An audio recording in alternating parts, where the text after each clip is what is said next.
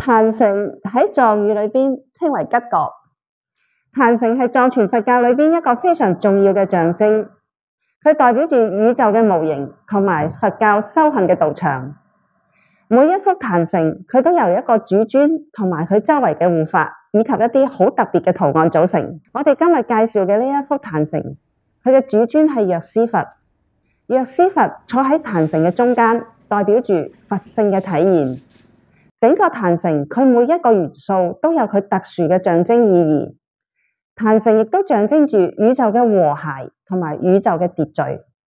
唐卡嘅中心係一個圓形嘅曼陀羅，呢個係藏傳佛教中常見嘅象徵宇宙嘅圓形。曼陀羅嘅中心通常都坐住一位主要嘅神子，佢就係我哋今日嘅藥師佛啦。曼陀羅係由多個層次組成，中心係佛陀，周圍圍繞住象徵性嘅圖案。呢啲層次通常由幾個唔同嘅幾何圖形，比如方形啦、圓形啦，同埋一啲裝飾性嘅邊框組成。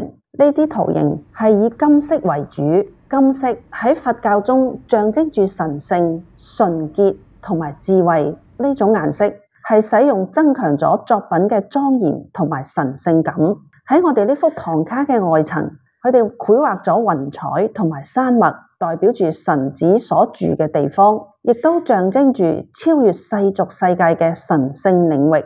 唐卡嘅邊框同埋背景充滿咗裝飾性嘅圖案，比如捲草紋啦、蓮花紋啦、一啲山水嘅圖案啦，呢啲都係藏傳佛教藝術中常見嘅元素，象徵住吉祥同埋繁榮嘅意思。壇城象徵住保護同埋淨化，佢可以淨化你嘅屋企，亦都可以保護你嘅家人不受小人同埋外魔嘅侵襲。壇城唐卡係最適合鎮宅嘅風水唐卡。如果你想家宅平安、家人和諧，又或者你想健康快樂，又或者你想喺修行嘅道上可以得到一個正確嘅指引，請一幅壇城唐卡就係最好嘅選擇啦。